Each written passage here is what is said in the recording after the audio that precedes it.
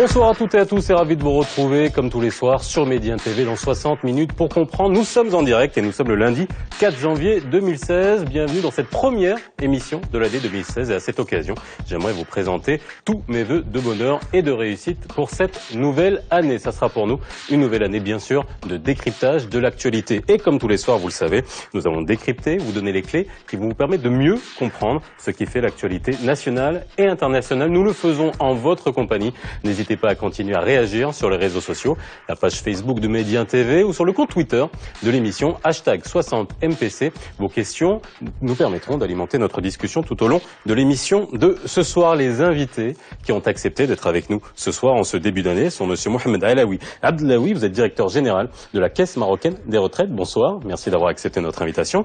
Khalid Ledri, journaliste, merci d'être avec nous ce soir. Et enfin, Hassan Al-Arafi, vous êtes professeur de finances publiques à la faculté de droit de Rabat et vous êtes ancien magistrat à la Cour des comptes. La retraite est le port où il faut se réfugier après les orages de la vie. C'est Voltaire qui disait cela. Encore faut-il que ce port soit suffisamment solide. Le 22 décembre dernier, le chef du gouvernement l'a annoncé, l'âge de la retraite sera relevé à 63 ans et ce, dès 2019. Le projet de réforme sera d'ailleurs dans les tuyaux législatifs dans les prochains jours, provoquant bien évidemment de nombreuses réactions. Quel est le niveau d'urgence de cette réforme? Comment fonctionnent nos systèmes de retraite? Quels sont-ils? Quelles sont les principales mesures prévues et les impacts escomptés? Retraite, une réforme urgente mais difficile, c'est le titre de l'émission de ce soir. Le gouvernement marocain est inquiet. Le système actuel des retraites est en bout de course, selon lui. Selon des projections, d'ici 6 ans, il sera en faillite en raison de l'impossibilité de verser un seul centime aux 400 000 retraités recensés pour cette échéance. Les réserves de 84 milliards de dirhams en 2014 seront nulles en 2022. Le scénario noir déjà pronostiqué par la CMR se concrétise. Pour la première fois cette année, l'organisme a enregistré 7 mois de déficit successifs. Le déficit des caisses de retraite est passé de 1 milliard de dirhams en 2014 à 3 milliards en 2015 et il sera de 6 milliards en 2016. Le régime des pensions civiles va donc être obligé de puiser dans ses réserves de prévoyance pour financer son déficit. Or, la loi impose d'augmenter le taux de cotisation quand il ne reste plus que 2 années de réserve.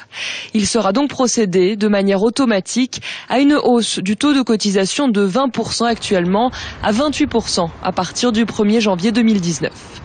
Pour Abdelillah Benkiran, l'une des raisons de la faillite du système est le déséquilibre de la tarification appliquée. Le système de retraite verse 2 dirhams contre 1 dirham de cotisation recouvrée. Et autre source de déséquilibre, la durée des pensions s'est allongée avec l'augmentation de l'espérance de vie. Elle était de 62 ans au début des années 70 contre 73 actuellement. Le nombre de retraités passera donc de 19 000 en 2014 à 28 000 en 2020, alors que le taux de natalité, lui, a baissé et de façon brutale. En 2007, on comptait 4 adhérents pour un retraité. En 2016, on comptera seulement 2 adhérents pour un retraité. Confrontés aux mêmes facteurs démographiques, plusieurs autres pays ont décidé de relever l'âge du départ à la retraite. Le Danemark et l'Autriche ont décidé en 2014 de faire passer l'âge du départ en pré-retraite de 60 à 62 ans. Certains pays ont misé sur les taxes appliquées sur les pensions pour remonter la pente. En Finlande, les retraites supérieures à 45 000 € annuels ont été taxées de 6%. Le Portugal, lui, a abaissé le seuil de taxation et majoré l'imposition des hauts revenus. Alors, messieurs, la réforme des retraites, c'est toujours un sujet épineux, quel que soit le pays, à partir du moment où un gouvernement appuie sur le bouton et décide de changer les paramètres de la retraite, ça fait une levée de bouclier. On va en parler justement de cette réforme, qu'est-ce qu'elle va contenir, sur quoi ça va jouer. Mais avant, j'aimerais qu'on mette un peu d'ordre dans finalement tous nos régimes de retraite qui existent, de quelle manière ils fonctionnent. On va essayer de passer dans les coulisses pour essayer de bien comprendre comment ça fonctionne. Alors, c'est Abdelaoui, vous êtes directeur général de la CMR, qui est la Caisse marocaine des retraites. On a le régime de la CNSS, on a le régime de la RCAR et on a le régime de la CIMR. Alors, si on pouvait faire entre ces différentes... je vais laisser le professeur nous le faire voilà, de manière académique pour qu'on comprenne bien quelles sont les différences entre ces différentes caisses. Alors, bonsoir d'abord. Donc, le système de retraite marocain, il est caractérisé par la juxtaposition et la coexistence de régimes de retraite diversifiés. Il y a d'abord, comme vous l'avez signalé tout à l'heure, il y a la Caisse marocaine de retraite qui gère les pensions de personnel civil. Il y a le RKR, chacun l'appelle l'acronyme comme il veut, donc, qui gère les pensions de personnel des collectivités locales et ceux des établissements publics. Il y a aussi la CNSS qui gère les pensions de personnel du secteur privé. Et il y a un régime complémentaire, c'est la caisse interprofessionnelle qui est facultatif. Donc ce sont les 4 régimes qui existent aujourd'hui. Mais tout le problème, c'est qu'ils coexistent. Mais cette coexistence, il est assortie d'un cloisonnement. L'un ne sait pas ce que faisait l'autre. Voilà, d'une manière nécessairement synthétique. Si vous me permettez, je vais apporter quelques petites précisions par rapport à ce que vous venez de dire. Seulement en donnant un petit éclaircissement par rapport à la CMR, la Caisse marocaine de retraite. Elle gère certes le régime pension civile, qui lui fait partie, enfin c'est les agents publics de l'État, mais également les collectivités locales. Sur les 150 000 employés des collectivités locales, 115 000 sont adhérents au régime pension civile, et également quelques établissements publics. Il faut bien savoir qu'en le régime pension civile est un des régimes qui est géré par la Caisse marocaine des retraites. La Caisse marocaine des retraites est une institution qui a pour objectif, comme mission, en fin de compte, la gestion de différents régimes de retraite. On gère 2 par répartition, le régime pension civile et le régime pension militaire. Un régime par capitalisation qui s'appelle le régime TSCMILI. Et elle donne également des prestations pour compte de tiers, pour le compte de l'État, pour d'autres institutions. Le régime pension civile représente à peu près 50% de notre activité par rapport à ça. Ça, c'est la première précision. La deuxième précision, c'est de dire, par rapport à ce paysage global des retraites, aujourd'hui, seuls les salariés ont ce palier de protection sociale. Le premier palier, qui est celui de la maladie, je ne vais pas y revenir aujourd'hui, parce qu'il y a eu beaucoup d'évolutions, en fin de compte, par rapport à cela, mais aujourd'hui, seul un tiers de la population active a droit, en fin de compte, à ce palier de sécurité sociale qui est celle de la prestation vieillesse. L'objectif, c'est de pouvoir, là aussi, comme ce qu'on a fait en fond pour la maladie, pouvoir enfin étendre ce niveau de protection sociale. Quand on parle au Maroc, et encore plus aujourd'hui, de la réforme du régime pension civile, on parle uniquement que des 600 000 personnes qui sont, en fin de compte, salariés de l'État, directement par rapport à l'État, et non pas des 11 millions de personnes capables et en état d'activité au Maroc. Donc il faut pouvoir faire cette différenciation entre les deux.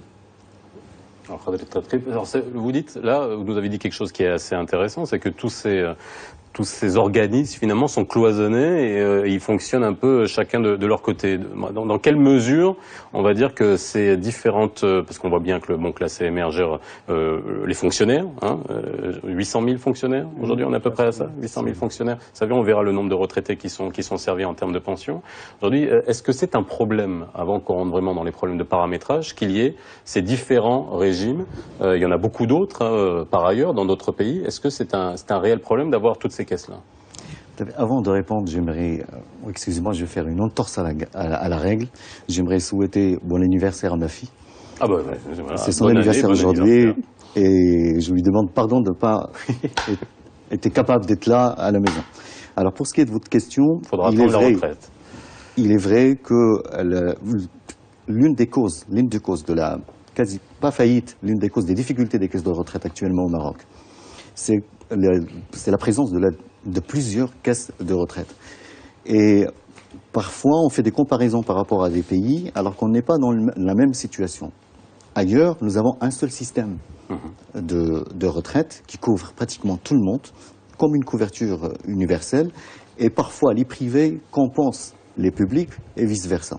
Au Maroc, nous avons des systèmes, 2 spécialisés dans le public, que le public, fonctionnaires, etc., dans l'armée, au sein de la CMR, et 2 autres qui s'occupent exclusivement du privé. C'est la CNSS et la CIMR, qui est une association qui fournit une retraite, il n'est pas obligatoire, c'est une retraite, disons, complémentaire pour les privilégiés, ceux qui peuvent payer ce genre de prestations.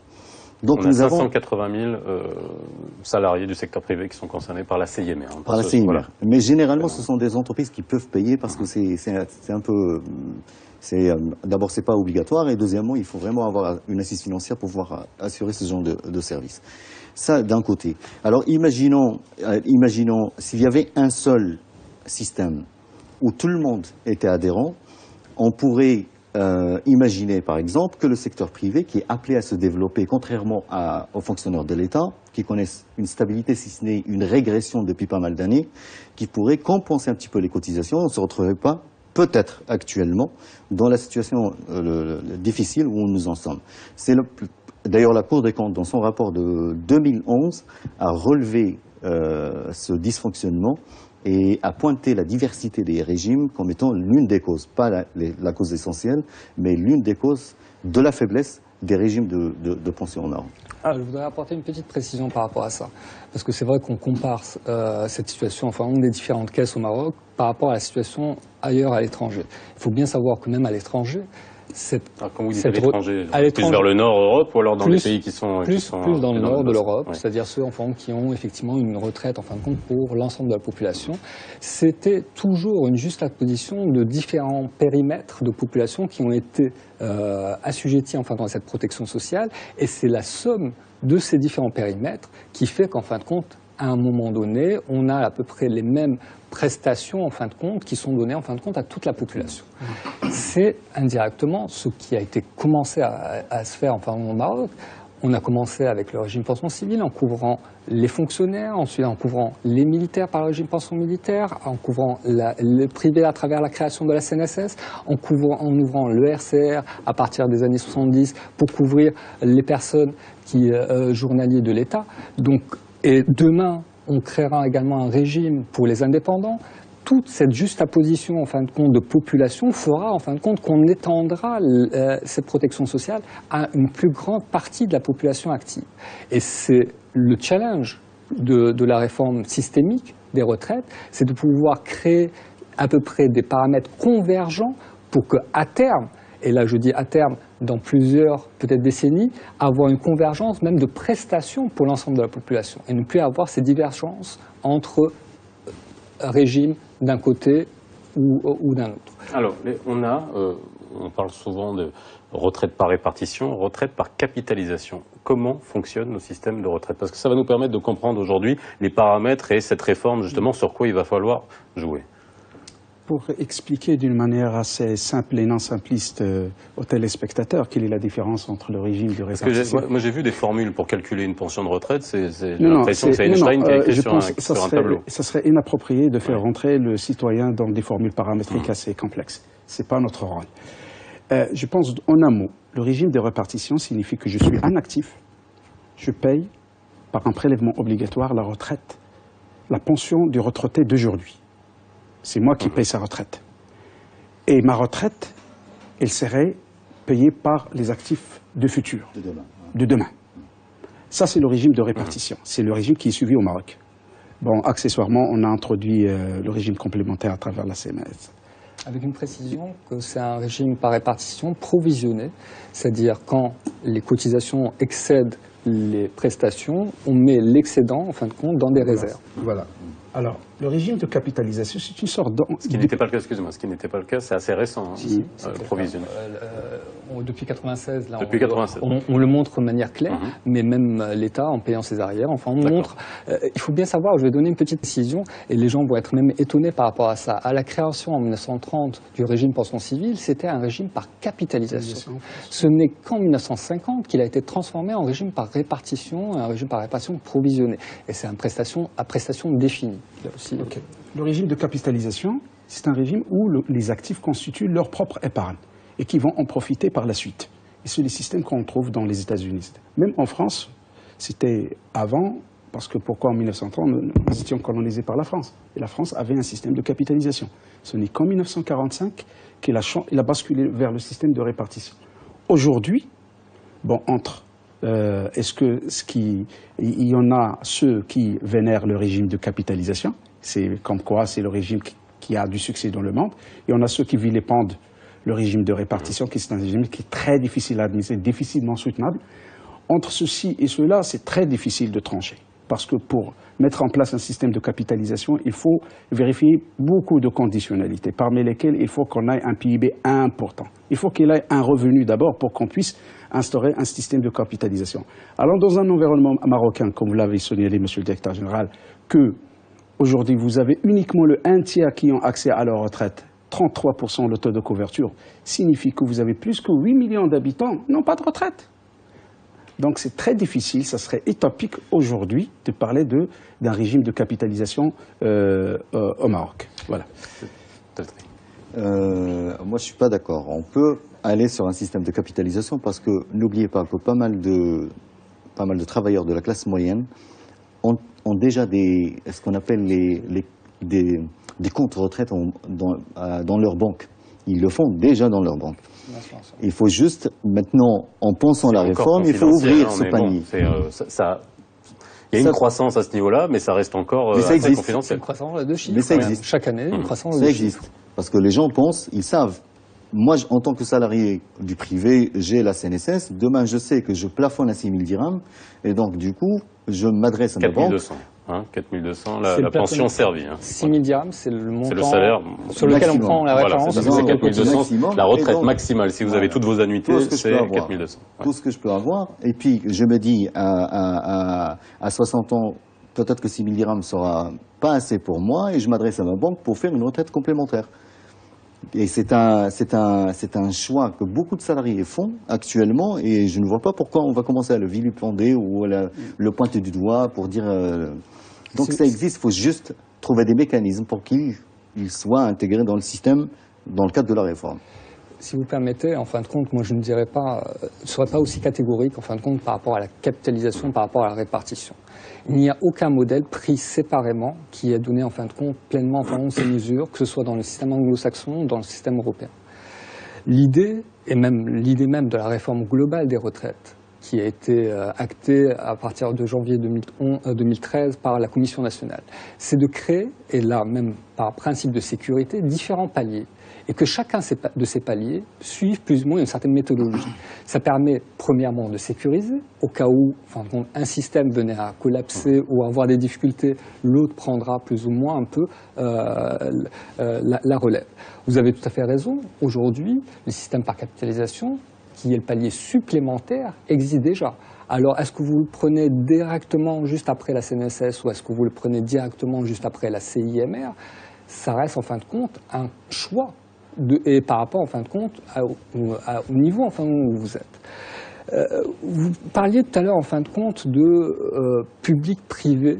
Il faut bien comprendre que une grande problématique en fin de compte également de notre pays, c'est les difficultés en fin de mobilité au sein, entre le public, le parapublic et le privé. Une des visions, en fin de compte, par rapport à la réforme globale, c'est si on arrive à stabiliser tout ça et qu'on converge plus ou moins vers un même système. Parce que tout à l'heure, vous avez parlé de cloisonnement. Il n'y a pas complètement un cloisonnement, il y a quand même des interactions entre les différentes caisses, entre les différents régimes. La preuve en est, entre le régime pension civile et le RCR, entre le régime pension civile et le régime de la CNSS, pour pouvoir, en fin de compte, voir effectivement des complémentarités, celui qui sort à la retraite pour pouvoir payer la prestation et qui attire la prestation. Quand vous parlez de cloisonnement, c'est par exemple quelqu'un qui passe du secteur privé au secteur public, qui bénéficiait de la CNSS, est-ce qu'il ne perd pas finalement toute sa, je ne vais pas appeler ça capitalisation, finalement toute sa retraite qu'il a constituée lorsqu'il part dans le public et vice-versa? C'est là aussi les questions, je pense, que quand vous parlez de cloisonnement.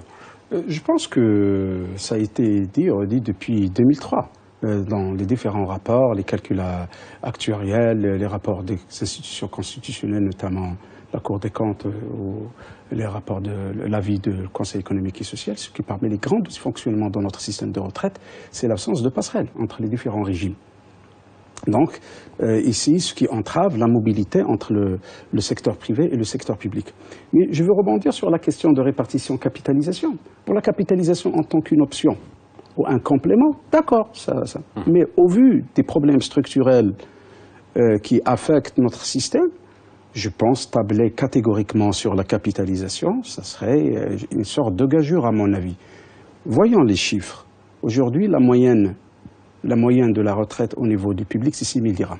Au niveau du au niveau de la RCAR, donc le régime collectif d'allocation de retraite, c'est 4 000 dirhams, et au niveau du premier, c'est 1 800 dirhams. Est-ce qu'on pourrait vraiment tabler sur la capitalisation avec ça?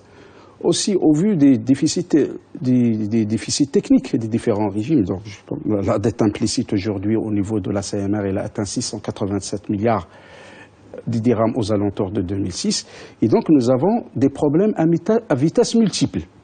Et donc, quand je disais que le système de répartition en tant que solution réaliste aujourd'hui, donc il faut travailler à l'intérieur de cette option. Bon, tout en gardant l'option de créer des pans et des paliers, etc. Alors, on ne peut pas, aujourd'hui, c'est vrai, moi je viens de lire un bouquin qui disent que c'est la capitalisation, c'est l'avenir. Mais c'est bon pour la Suède, pour la Finlande où le revenu il est important, le revenu individuel. C'est pas pour un revenu où le revenu individuel moins de 3 000 $ par an. C'est très difficile de tabler sur la capitalisation. Combien vous avez Nous avons, d'après les chiffres, que vous avez 10,5 millions d'actifs. Combien des gens ayant accès à la retraite? 33%. Et donc, comme je disais, il y a une petite correction à faire. Quand on parlait de presque 11 millions en fin de compte d'actifs, il faut voir en fin de compte quel est le taux d'activité en fonction de cette population. Le taux d'activité au Maroc reste quand même relativement faible. Les dernières statistiques parlent en fin de compte à peu près un peu moins de 50% en fin de compte de taux d'activité. Donc c'est ces personnes-là qui sont actifs, qui cotisent en fin de compte. Il ne faut pas oublier en fin de compte une chose. Quel que soit enfin, par répartition, par capitalisation, un système de retraite, ce palier enfin, de la prestation de vieillesse, c'est une assurance comme une autre. C'est seulement une assurance un peu particulière, dans le sens où on vient de se déclencher au moment, en fin de compte, bien après, en fin de compte, au moment où vous la payez. C'est pas comme une assurance, enfin, vous prenez une assurance voiture, vous la payez pour l'année, c'est valable enfin, pendant l'année. Là, vous cotisez enfin, pendant toute votre carrière pour pouvoir en percevoir les produits après votre départ à la retraite. Seulement pour dire, en fin de compte, que ce système assurantiel peut avoir, en fin de compte, différents objectifs. La répartition offre quelque chose de primordial, qui est la solidarité. Ce que n'offre pas, en fin de compte, la capitalisation, parce que c'est un système individuel et qui vous est attribué. La répartition, vous l'avez très bien dit tout à l'heure, est un système, en fin de compte, de solidarité. Fixe. Là aussi, prestation garantie. Ça peut être prestation garantie ou cotisation garantie. Là aussi, c'est deux aspects en fin de compte différents, de perception en fin de compte, de rendu in fine qui est différent. Quand je parle en fin de compte de système par répartition, c'est une solidarité surtout intergénérationnelle, vous l'avez très bien dit tout à l'heure, mais également une solidarité intragénérationnelle. La problématique aujourd'hui, et je pense qu'on y abordera, ça a été abordé dans votre petit film tout à l'heure, c'est de dire aujourd'hui quelle est la problématique du régime pension civile. La vraie problématique, a été citée tout à l'heure, c'est une sous-tarification. Une sous-tarification, 1 dirham capitalisé donne 2 dirhams actualisés. Donc il faut bien savoir qu'à un moment ou à un autre, ce déséquilibre, on retrouvera en fin de compte à chaque fois, quel que soit le raisonnement qu'on aura, on retrouvera ce segment de phrase. Parce qu'il agit en fin de compte dans tout ce qu'on pourra agir par rapport à ça. Tout à l'heure, vous parliez en fin du nombre de fonctionnaires qui restent stabilisés. Alors, il ne baisse pas, il augmente même, parce qu'il y a plus d'embauches que de départ à la retraite.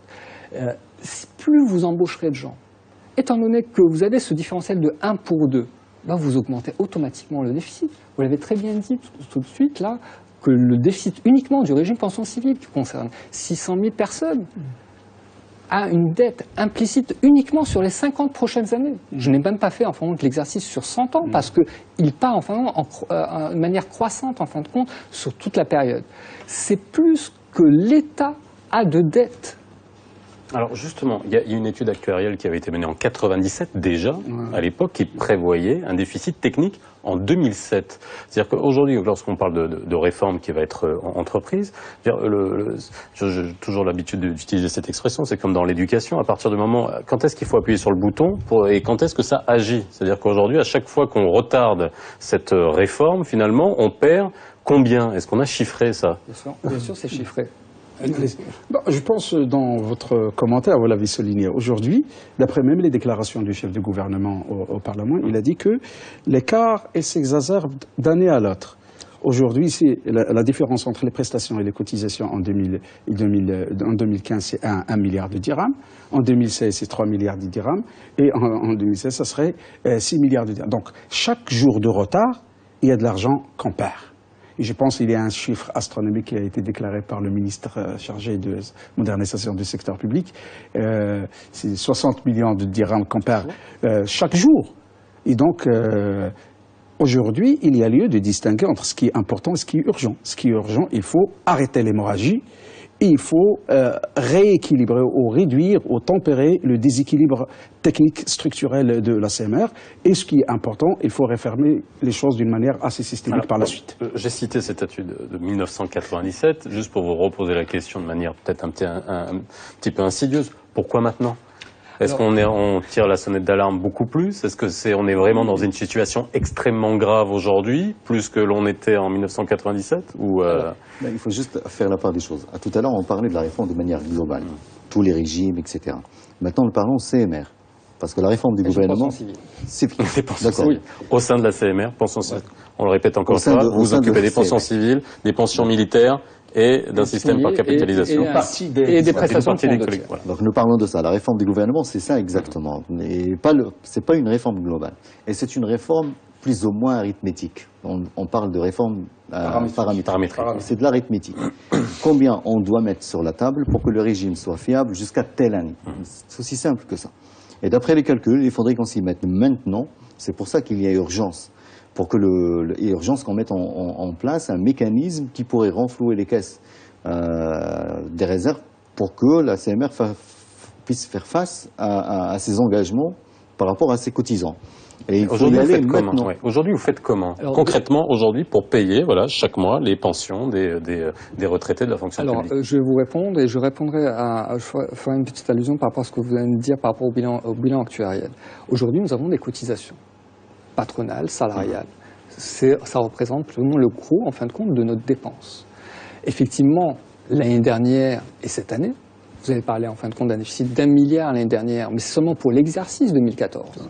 Et uniquement pour l'exercice 2015, nous prévoyons un déficit de 3 milliards, c'est-à-dire en cumulé, ça fait 4 milliards. L'année prochaine, si rien n'est fait, nous aurons un déficit de près de 6 milliards, vous l'avez très bien dit, c'est-à-dire c'est un cumul de près de 10 milliards entre seulement ces 3 dernières années. Vous pompez où l'argent?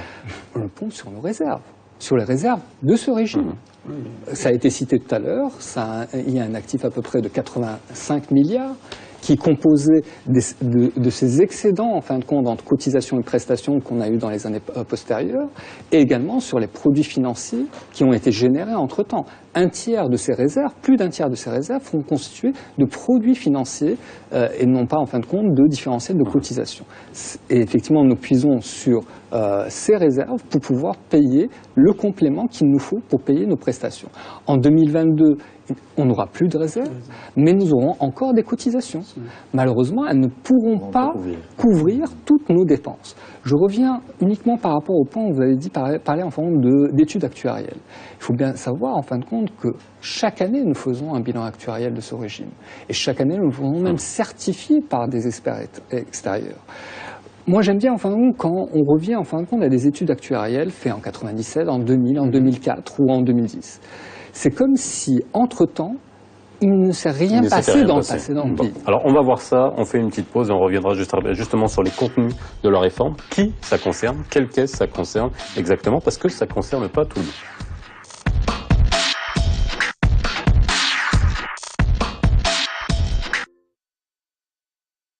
La réforme des retraites, on a essayé de comprendre finalement, je sais qu'il nous faudrait beaucoup plus, faudrait faire un cours magistral avec professeur, on reviendrait sur les bancs de l'école pour bien comprendre comment ça fonctionne, mais on a bien vu, répartition, capitalisation, on a vu l'état où on en est aujourd'hui. Je vais juste citer le chef du gouvernement, la phrase est un peu longue mais c'est important, parce qu'on va parler de la réforme. C'est une réforme à prendre ou à laisser, c'est ce qu'il a dit, car le système actuel appliqué par la Caisse marocaine de retraite entraînera sa faillite en 2022, donc on est quand même dans la appel au secours, quoi, avec l'incapacité de verser un seul centime à ces 400 000 retraités recensés pour cette échéance. Alors il a bien averti, si vous rejetez cette réforme, les fonctionnaires actuels devront exercer et rester à leur poste en cotisant jusqu'à l'âge de 77 ans.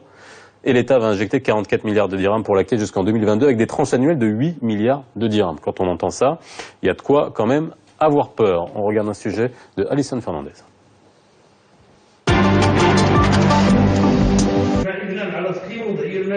Une réforme amère, mais incontournable. Pour Abdelillah Benkiran et son gouvernement, il est urgent de mettre en œuvre la réforme des retraites.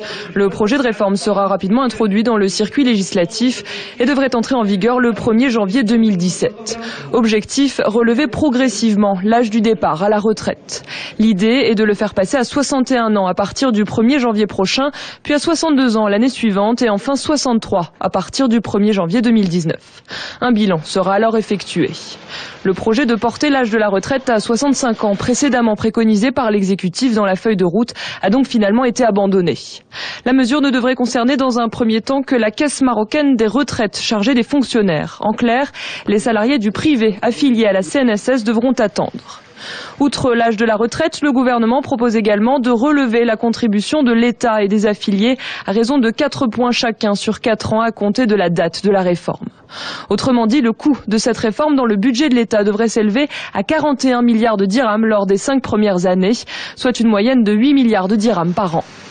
Autre mesure de cette réforme des retraites, le salaire moyen des 8 dernières années de travail servira comme base de calcul de la pension. La baisse du ratio d'annuité pour le calcul des pensions de 2,5% à 2% pour tous les droits qui seront acquis à compter du 1er janvier 2017. Enfin, le relèvement progressif pendant 3 ans du seuil minimal des pensions civiles et militaires et le régime collectif d'allocation de retraite de 1000 à 1500 dirhams par mois. Parallèlement, le gouvernement se penchera sur 2 autres projets de loi. Le premier vise la création d'un régime de retraite qui bénéficiera aux ouvriers indépendants, aux personnes exerçant une profession libérale et toutes les autres exerçant une activité non rémunérée. Le second ambitionne de fixer les règles régissant le régime de l'assurance maladie obligatoire pour ces catégories. En tout cas, cette réforme des retraites fait grincer des dents. Les principaux syndicats dénoncent une mesure unilatérale. Près d'un mois après l'appel à la grève générale du 10 décembre, ils entendent maintenir la pression sur l'exécutif et appellent à un sit-in le 12 janvier prochain devant le Parlement à Rabat. Bien, on a vu le contenu de cette réforme, on a vu qu'il fait grincer des dents, on va essayer de comprendre pourquoi, mais enfin ça fait grincer des dents partout, hein, la réforme de la retraite, puisqu'on parle quand même de augmenter l'âge de départ à la retraite. Aujourd'hui, bon, on l'a bien vu tout à l'heure, l'espérance de vie est passée de 62 ans au début des années 70 à 73 ans actuellement, ce qui fait que les pensions servies à partir du moment où on arrive à la retraite, bon, bah, se sont allongées considérablement. Alors là, on rentre vraiment dans on va dire la réforme paramétrique au niveau de sur quoi on joue. C'est-à-dire, il n'y a pas 40 choses sur lesquelles on peut jouer dans une retraite. Il y a l'âge, la durée et le montant des cotisations. Il y a quoi d'autre? Je me trompe? Tout à fait. Alors, je vais apporter une petite précision, parce que vous avez parlé enfin d'espérance de vie. Il faut bien savoir, en fin de compte, que là, il s'agit, en fin de compte, du régime pension civile, donc des fonctionnaires. Nous, selon nos calculs, parce que là, c'est des statistiques nationales, nous parlons, en fin d'espérance de vie à partir de 60 ans. Pour notre population, celle qui est concernée par le régime pension civile, l'espérance de vie après 60 ans est de 21 ans. Ce que je trouve très important. Et ça augmente d'une année chaque décennie. L'âge, la fixation de l'âge à 60 ans a été fixée en à la création du régime en 1930. Il y a bien un changement environnemental qui fait que l'espérance de vie augmente et que, effectivement, ça va continuer à évoluer et qu'on n'est plus dans la situation ni des années 60, vous l'avez très bien dit tout à l'heure. Avec un taux de natalité qui baisse. Un taux de natalité, mais bien que le régime pension civile n'est pas un régime national, est un régime restreint, en fin de compte, il en sent l'impact quand même. On parle plus, en fin de compte, de combien d'actifs vont payer pour un retraité, vous l'avez très bien signifié tout à l'heure. Autre chose, toujours par rapport à cet environnement, l'environnement change, pas seulement par rapport à l'espérance de vie, mais par rapport également à la durée de travail. Avant, dans les années 80, les gens intégraient la fonction publique à l'âge de 24 ans. Aujourd'hui, on intègre la fonction publique à 28 ans. Si vous laissez, en fin de compte, le même âge de départ à la retraite, qu'est-ce qui se passe? Vous cotisez de périodes de plus en plus faibles. C'est cela. Tout à l'heure, vous avez parlé, en fin de compte, vous avez cité la citation du chef du gouvernement. Il faut comprendre ces chiffres que le chef du gouvernement, en fin de compte, présente. Et son explication revient à chaque fois à ce que je vous ai dit tout à l'heure, ce que vous avez cité tout à l'heure, c'est-à-dire on a 1 dirham pour 2 dirhams de prestation. Si vous voulez équilibrer ce dirham reçu par rapport aux 2 dirhams que vous donnez comme prestation, vous n'avez pas beaucoup de choix. Soit vous coupez dans la prestation, c'est-à-dire vous recevez 1 dirham, vous ne nous donnez plus qu'1 dirham. Qu'est-ce que ça veut dire? Ça veut dire qu'on coupe les pensions par 2. Soit, en fin de compte, vous voulez agir que sur l'âge.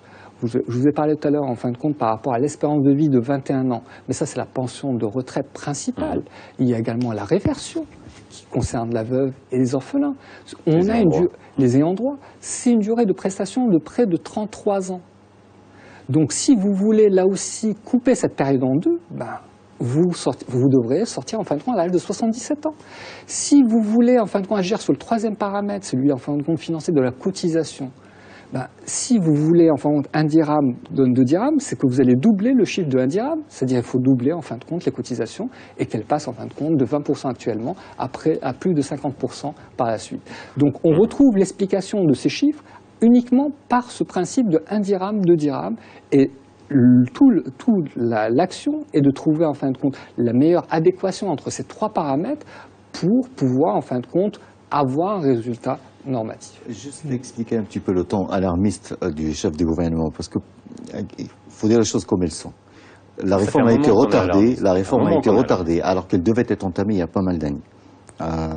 Je crois il y a 8 ou 9 ans, on devait déjà commencer à entamer une réforme en douceur.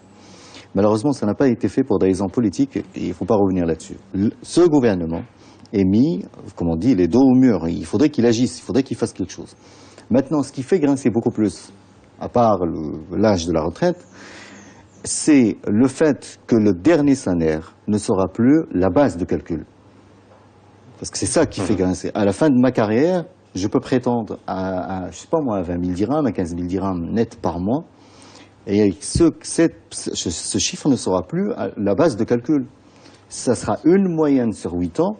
Et une moyenne sur 8 ans me ramènera peut-être à 8 000 dirhams. Ça veut dire concrètement quelqu'un qui est en fin de carrière a eu une promotion en fin de carrière et qui touche un gros salaire à la fin de sa carrière, il aura sa retraite sur la base de ce salaire-là. C'est ça qui change et c'est ça qui fait grincer les gens. Je veux uniquement parce qu'il y a une autre donne assez importante qui conditionne les choix que le gouvernement devrait proposer au Parlement pour adoption.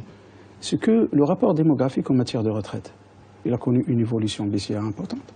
C'est que en 1986, nous avons eu 12 actifs qui payent pour un retraité. En 2010, en 2001, 6 actifs pour un retraité. En 2012, 3 pour un peu moins de 3, retraité. Oui. Et en 2024, on aura un par un. Et donc ça, nous sommes devant un signal alarmant. Alors, la question de 8 ans, le dernier, c'est vrai, c'est parmi les métacontraintes de CMR, parce qu'on parle de CMR, parce que c'est ça ce qui urge aujourd'hui, hein, c'est la CMR. C'est pour ça que monsieur est là. C'est comme quelqu'un qui est malade. Il faut le réanimer d'abord. Donc, il faut lui donner les antalgiques nécessaires pour qu'il puisse se réanimer. Et donc, les antalgiques, il faut les donner à la CMR. Et par la suite, il faut donner une prescription globale et pour qu'il soit rétabli. Une thérapie, une thérapie à long terme, c'est la réforme systémique. Donc, il faut distinguer entre la réforme paramétrique qu'il y a à la CMR et la réforme globale qui concerne tout le système de retraite. Parmi les métacontraintes, c'est la générosité du régime de retraite de la CMR par rapport aux autres régimes. Il était trop généreux. C'est le dernier salaire. Même plus que les derniers salaires, pour toute année de cotisation, le régime offre une annuité de 2,5, soit un taux de remplacement qui peut atteindre 100% du dernier salaire. Et donc, c'est un peu compliqué, mais bon. Si vous permettez, apporter une petite précision, parce que vous parlez enfin par rapport au dernier salaire. Alors, ce qu'il faut bien savoir qu'aujourd'hui, la personne, quand elle part à la retraite, c'est son salaire à 60 ans, qui est pris en référence. Demain, le chef du gouvernement a parlé d'augmentation de l'âge de 3 ans, c'est-à-dire les gens partiraient à 63 ans. Si on fait la moyenne des 8 dernières années, ça revient à dire c'est votre salaire 4 ans avant votre départ. C'est la moyenne. Donc indirectement, c'est votre salaire à 59 ans. Donc, si c'était même à 65 ans, cette moyenne-là, en fin de compte, ferait que vous sortirez avec votre salaire de 61 ans. Il faut comprendre plus ou moins un peu cette subtilité-là. Ce n'est pas, en fin de compte, le fait de dire c'est le dernier salaire, c'est quel est le salaire, en fin de compte, vous prenez en référence. C'est le salaire à 60 ans, ou bien demain, le salaire à 59 ans, ou bien après-demain, le salaire à 61 ans. Ce n'est pas la même chose. Vous parliez tout à l'heure, je rebondis par rapport à la problématique démographique, et là ça rejoint l'urgence de la réforme globale. Ce qu'il ne faut pas oublier, c'est qu'aujourd'hui, 8% de la population a plus de 60 ans. Il y a une décennie, seulement 7%, c'est-à-dire en une décennie, nous avons eu une évolution d'un point de la population qui avait plus de 60 ans. En 2030, cette population atteindra 16%. D'où l'urgence de faire enfin non seulement la réforme paramétrique du régime pension civile et d'enclencher le système de la réforme globale pour pouvoir ne pas avoir nos anciens demain démunis sans aucune ressource pour leur vieux jour. Alors j'ai une question sur Twitter de Latefa qui nous dit « Est-ce que recruter des contractuels au lieu des statutaires est à l'origine du dysfonctionnement du système de retraite d'aujourd'hui ?» Non, parce que effectivement, quand il y a un contractuel, il n'est pas adhérent au régime pension civile. Il est adhérent au RCR. Les 200 000 affiliés au RCR font partie, en fin de compte, non seulement petite partie, en fin de compte, font partie de ces gens-là. Mais il y a un problème, je pense, qu'il faut évoquer aussi, que nous avons une partie des fonctionnaires qui bénéficient d'un prolongement en marge d'AR de 1958. C'est-à-dire qu'ils atteignent l'âge de 60 ans. Ils ont des dérogations, parfois ils ont continuer une après double l'âge cotisation légal de la retraite. Ils continuent à fonctionner. Et je pense que c'est une situation qu'il faut éclaircir sur le plan juridique. Alors, il faut... Mais est-ce que ça en chiffres, est-ce que ça concerne énormément de monde ou c'est... S'il vous plaît, il faut pouvoir apporter une précision par rapport à ça. Au-delà, même s'il y a maintien, et il y en a très très très peu, à partir de l'âge légal à la retraite, il n'y a plus de cotisation au régime pension civile. Donc il n'y a plus de droits qui se génèrent au-delà de l'âge légal à la retraite. 60 ans, 65 ans pour les enseignants. Ça c'est d'une. Deux, si l'État embauche, ne serait-ce même que contractuellement, du moment enfin, qu'il paye un revenu à une personne qui est pensionnée du régime pension civile, il y a une suspension automatique de sa pension. Un pensionné ne peut pas cumuler des revenus entre sa pension et un revenu qu'il peut avoir en fin de compte d'une institution publique ou bien où l'État est au moins actionnaire à plus de 50%. Est-ce que vous vérifiez ça au niveau Bien sûr, nous vérifions ça.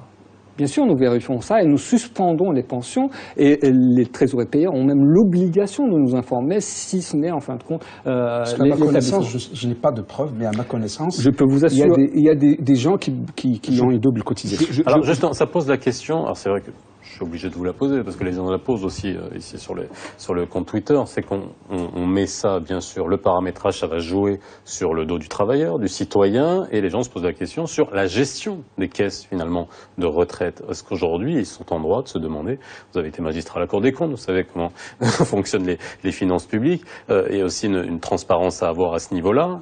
Est-ce qu'aujourd'hui, il y a eu des erreurs en termes de gestion, là on parle vraiment par le passé, qui nous font arriver aujourd'hui à devoir avoir une déclaration du chef du gouvernement qui est quand même extrêmement alarmiste. Pour ce qui allez-y. La référence en cela, c'est le rapport de la Cour des comptes de 2011. Le rapport ne relève pas, disons, des erreurs stratégiques ou qu'on pourrait qualifier de crimes ou de délits, mais il parle beaucoup plus de dysfonctionnement en termes de gouvernance, comme la RCR qui ne tient pas son conseil d'administration, comme c'est relevé dans la Cour des comptes. Mais le problème de la retraite ou le problème de la caisse de retraite dans le CMR, c'est beaucoup plus un problème de démographie, un problème de cotisation, un problème de pension, disons, servie, etc. Beaucoup plus qu'un problème de gestion. Et la Cour des comptes, par exemple, relève que le taux de rendement chez CMR est très élevé par rapport à la CNSS. Il parle de 6,2% sur une période de 2005 à 2011, alors qu'à la CNSS, à peine, elle arrive à 3,2 ou 3,8, quelque chose comme ça. Donc, en termes de rendement, donc de placement, de gestion, fluctuation de l'argent des gens, ils font bien, selon les chiffres de la Cour des comptes. Mais vous êtes tenu par les politiques. C'est-à-dire qu'aujourd'hui, lorsque vous tirez votre sonnette d'alarme dans votre coin, passez-moi l'expression, sans décision politique, vous pouvez rien faire. Je vais donner une explication relativement simple. La CMR, en réalité, a 3 métiers. La gestion administrative des régimes, la gestion financière des réserves et l'aspect prospectif, c'est-à-dire les bilans actuariels, toutes les études, en fin de compte, qu'on donne. La CMR n'a pas de pouvoir législatif ou de proposition législative. Nous gérons des régimes qui sont basés sur des textes de loi. Et là, effectivement, quand vous parlez en fin de gouvernance, moi j'irais même plus loin en disant, en fin de compte, une problématique de pilotage des paramètres. La CIMR n'a pas ce problème-là. Pourquoi? Parce qu'en fin de compte, son conseil d'administration peut venir dire, écoutez, nous allons augmenter, revaloriser le taux, le point en fin de compte de cotisation ou le point de cotisation de pension, et on va le figer pendant telle période. Pour le régime pension civile, pour pouvoir ne serait-ce enfin que toucher une ligne dans ce mécanisme de pilotage, il faut passer par la loi. Donc, il faut soit, en fin de compte, trouver des mécanismes, en fin de compte, pour rendre la chose automatique par rapport à un certain nombre de paramètres, ou bien changer régulièrement, en fin de compte, les textes de loi. C'est le cas pour le Maroc, pour le régime pension civile, c'est le cas également pour d'autres pays. Vous avez cité tout à l'heure la France. Effectivement, on vient changer par à-coup l'âge de la retraite, les paramètres de référence du dernier salaire. En Espagne, on est passé enfin, de la moyenne des 15 dernières années à la moyenne des 25 dernières années, etc., etc. Il y a un point, en fin de compte, excusez-moi enfin de le dire, qui n'a pas été cité tout à l'heure, qui est extrêmement important dans la réforme, en fin de compte, qui est proposée. C'est le fait de dire que les paramètres que vous avez cités ne seront applicables qu'au lendemain de la réforme. C'est quelque chose d'extraordinaire, quelque chose qui ne s'est jamais fait dans aucun pays européen, notamment qui utilise la répartition, dire écoutez, on va mettre en application ces paramètres uniquement pour la période qui suit la réforme. Non rétroactif. Non rétroactif. Parce que là aussi, en termes de rétroactivité, il faut bien comprendre que nous sommes dans un régime par répartition. La notion de droit acquis n'existe pas. Si elle existait, aucun pays européen qui a fait une réforme sur leur système de régime par répartition n'aurait pas pu se faire. La génération du droit se fait en fin de compte mensuellement à chaque fois qu'on paye les prestations. C'est quelque chose, un point très très important. Aujourd'hui... Juste pour éclaircir, ça commence, vous dites, ce n'est pas rétroactif, donc c'est-à-dire que ça va concerner quoi? Les nouveaux entrants dans le régime? Des effets les nouveaux rentrants dans le régime, anciens. Les nouveaux rentrants dans le régime et ceux qui leur restent encore une durée restante d'ici leur retraite. Quelqu'un qui a travaillé 30 ans, il lui reste encore 5 ans à travailler, les 30 premières années vont être comptabilisées de la même manière que ce qui existe aujourd'hui, et seulement 5 prochaines années, seront comptabilisées sur le nouveau système. Les retraités ne seront pas touchés, il n'y aura pas de baisse des retraites, des retraités actuels. Ceux qui vont être le plus impactés en réalité, et pleinement impactés par la réforme, c'est ceux qui rentreront demain et qui sortiront dans 40 ans. Alors, j'ai une question de Mouna sur le compte Twitter de l'émission qui nous dit « Il ne faut pas chercher la facilité. Le gouvernement aurait pu chercher d'autres ressources que le citoyen pourrait accepter sans douleur. Par exemple, un petit impôt sur la fortune ferait l'affaire. » Est-ce qu'il faut, par exemple... Non, le Portugal l'a fait, par exemple, en haussant les impôts sur les hauts revenus et en affectant une partie de cet impôt-là pour les retraites. Est-ce que ça, c'est... Non, seulement il ne faut pas créer de la confusion. Certes que les cotisations, c'est un prélèvement obligatoire, mais ce n'est pas un prélèvement fiscal. Il ne faut pas confondre entre un prélèvement fiscal et un prélèvement obligatoire. Donc, certes, le régime par répartition, c'est celui qui génère cette confusion. Bon, ça c'est la question de financement. Le financement. Le financement, on peut financer par le fiscal, on peut financer par l'emprunt, on peut financer par pas mal de choses. Mais la problématique aujourd'hui, c'est comment retrouver l'équilibre financier de ces caisses de retraite. Ça, c'est la question la plus importante. Donc, la question de fiscal, parce que il y a une partie de... C'est correct, parce que déjà la part patronale, elle est payée par la fiscalité. Ce que paye l'État pour les régimes vient de la fiscalité. Ça, c'est normal. Indirectement, qui finance l'État. Mais moi, je poserais enfin une autre question par rapport à celle qui a été posée. Aujourd'hui, j'ai bien dit, en fin de compte, qu'il s'agit uniquement que de 600 000 personnes, 300 000 bénéficiaires, qui, indirectement, ont un système spécifique pour eux. Quand vous faites une taxe, indirectement, vous taxez toute la population. Les 35 millions de Marocains. Est-ce normal, là aussi? Pas les 35 millions. Pas les 35 millions, mais indirectement. Indirectement. Vous savez, vous achetez n'importe quoi, vous payez de la TVA. Indirectement, vous payez également. C'est l'impôt sur la consommation. Donc indirectement, c'est bien une communauté qui va en fin de compte venir financer une minorité. Je ne sais pas, je pose la question. Est-ce que c'est juste? Est-ce que c'est équitable? Est-ce que c'est équitable de venir en fin de compte prélever un impôt national pour une catégorie de personnes, alors qu'en face, vous avez des personnes qui n'ont même pas, en fin de compte, ne serait-ce que le premier palier de protection sociale qui est une maladie, encore plus le deuxième palier, en fin de compte, de la prestation de vieillesse. C'est une question que je pose. Oui, non, mais la question de cette téléspectatrice, c'était bien parler d'impôt sur la fortune et de taxer les hauts revenus pour essayer de mieux répartir ça. Mais la question de l'impôt sur la fortune, c'est une autre histoire. C'est ce qu'on appelle la théorie ricardienne, c'est comment trouver l'équilibre entre la dette et l'impôt. On ne veut pas rentrer dans cette polémique-là. Mais l'essentiel, je pense, il faut bien distinguer. Certes, entre ce qui est fiscal et ce qui est contribution en termes de retraite. Certes, le Maroc, 86% de ses ressources sont des ressources fiscales, ne sont pas un pays rentier. Mais je pense, on ne paie pas de l'impôt pour financer la retraite de quelqu'un. Bon, la fiscalité, c'est une chose, et la contribution à la retraite est une autre. Si l'État il a des responsabilités, par exemple sa contribution, les 28% qui sont prévus, qui sont à contribuer à part égale entre le fonctionnaire et l'employeur qui est l'État, bon, certainement, il est payé par l'impôt. Les 14% seront payés par l'impôt. Ça ne demande pas un commentaire particulier. Mais je ne veux pas que les citoyens ou les téléspectateurs confondent entre les contributions ou les cotisations à la retraite, parce que ça c'est 60 minutes pour comprendre. Donc il faut qu'ils comprennent quand les cotisations, ce sont des prélèvements obligatoires, mais ne sont pas des prélèvements fiscaux. Non, mais la question est pertinente. La question est pertinente. Je reviens là-dessus, tout simplement. Il faut juste éviter une comparaison entre deux pays qui n'ont pas la même structure fiscale, ni la même structure de dépenses. Le Portugal n'est pas le Maroc.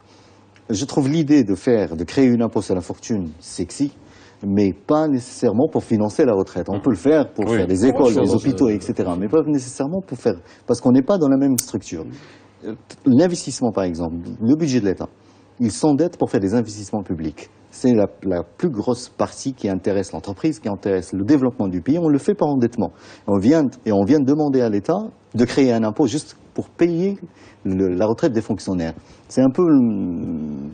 Il faut éviter des comparaisons entre deux pays qui n'ont pas la même structure fiscale, n'ont pas la même structure budgétaire. Alors, il y a un autre paramètre, excusez-moi, c'est le nombre aussi de cotisants.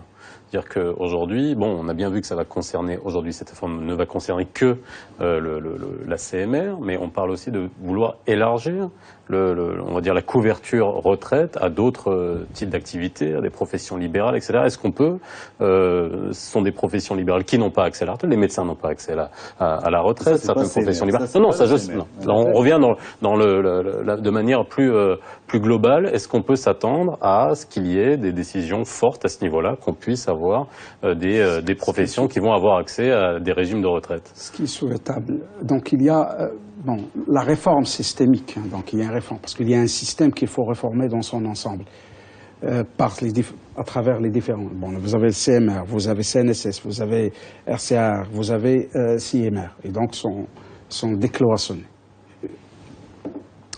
Alors, créer des régimes complémentaires, c'est toujours quelque chose qui est envisageable à travers les régimes d'assurance et de prévoyance sociale. C'est toujours quelque chose qui est souhaitable. Mais aujourd'hui, sans prétendre à atteindre une unification de système, donc ça serait utopique d'y penser, mais au moins on pourrait créer des passerelles entre ces différents régimes. Donc certes, ils évoluent à vitesse multiple. Les problèmes de la CMR, ce ne sont pas les problèmes de la CNSS. aussi bien au niveau de leur dette implicite, au niveau du déficit technique, taux de couverture, etc. Donc ça, c'est une réforme qui est assez compliquée, qu'il faut l'adopter d'une manière progressive, mais il faut y penser. Aujourd'hui, le débat qui est soulevé, il est soulevé pour ce qui est urgent au niveau de la CMR, en attendant d'approfondir la réflexion sur les autres régimes. Je voudrais tout de même apporter une petite précision, parce qu'on parle beaucoup de cloisonnement, en fin de compte, des régimes. Je voudrais seulement ça.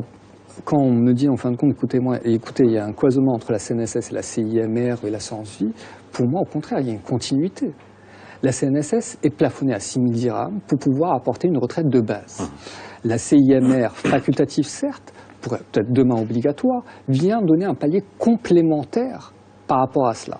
La somme, en fin de compte, permet en fin de compte de satisfaire à peu près 70% du revenu. Et pour pouvoir, en fin de compte, avoir la globalité de son dernier revenu, il faut faire, en fin de compte, ce qu'on appelle les assurances vie par capitalisation.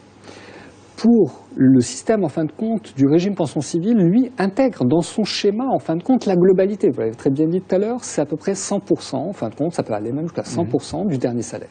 Donc indirectement, on intègre à la fois une retraite de base, une retraite complémentaire, une retraite supplémentaire dans un seul régime. C'est quelque chose de très très important, sachant de plus que le régime pension civile n'est pas du tout plafonné. Il n'y a pas de plafond. Contrairement à la CNSS, où il y a un plafond de 6 000 dirhams, contrairement au SAR, où il y a un plafond, en fin de compte, là aussi, de 16 000 dirhams. Là aussi, il faut pouvoir comparer ce qui est comparable et pouvoir, en fin de compte, remettre chacun des régimes dans son puzzle et dans cette architecture globale de la réforme. Chacun va venir prendre sa place. Ce n'est pas en fin de compte des systèmes cloisonnés, c'est au contraire, c'est des systèmes en fin de compte qui partent en continuité l'un avec l'autre et qui se feront en fin de compte, qui fusionneront à terme en fin de compte. Oui, et ça reste des régimes séparés. Il faut juste, les gens, il faut qu'ils comprennent. Nous sommes à l'étape 1 de la réforme. C'est pas il faut dans 2 ans, 3 ans, si vous entendez parler encore de la réforme, il faut pas, ça vous étonne. Nous sommes dans une réforme paramétrique pour la CMR, et ça viendra pour les autres, parce que la Cour des comptes en a parlé, le Conseil économique et social en a parlé, toutes les études le disent, le tour viendra de la CNSS, de CIMR, etc. On est à l'étape 1 actuellement, et dans 3-4 ans, on va reparler encore une fois de la réforme. 2017, 2018, 2019, on aura les quand on dit systémique, ça veut dire quoi? L'idée L'idée de base, c'est quoi? C'est que ramener tous les régimes à un même niveau de cotisation, même niveau de prestation, pour qu'on puisse les fusionner en un seul régime, méga régime, ou bien en avoir 2 pour tout le monde. D'ailleurs, on a des questions sur Twitter qui disent à quand une caisse unique finalement de c'est ça la réforme. C'est ça la réforme, on en parle. Arriver à ça. Ça sera vraiment le dernier mot. Alors, dernier mot, en fin de compte, pour dire enfin une caisse unique, ça n'a pas de sens. Donc, c'est plutôt un système de calcul et de génération de droits unique. Après, au contraire, vous avez très bien parlé de risque. Il faut peut-être aussi ne pas mettre en fin de compte là aussi tous ses œufs dans le même panier et qu'il faut peut-être en fin de compte là aussi cloisonner, peut-être plus par niveau, par palier que par globalité de régime. Bien. Alors la retraite, je sais pas, vous y pensez, Khalid? Moi je l'ai pas. Hein? Bah, faut y penser. Faudrait peut-être commencer à y penser, notamment avec les assurances capitalisation. Oui, bah, toujours. Oui, j'imagine, vous y pensez tous les soirs et tous les jours. J'imagine, ça doit vous hanter, à chaque fois que vous allez au bureau. Excellente soirée sur Média TV. La rediffusion à 22h40, comme d'habitude, si vous nous avez pris en route. On se retrouve demain.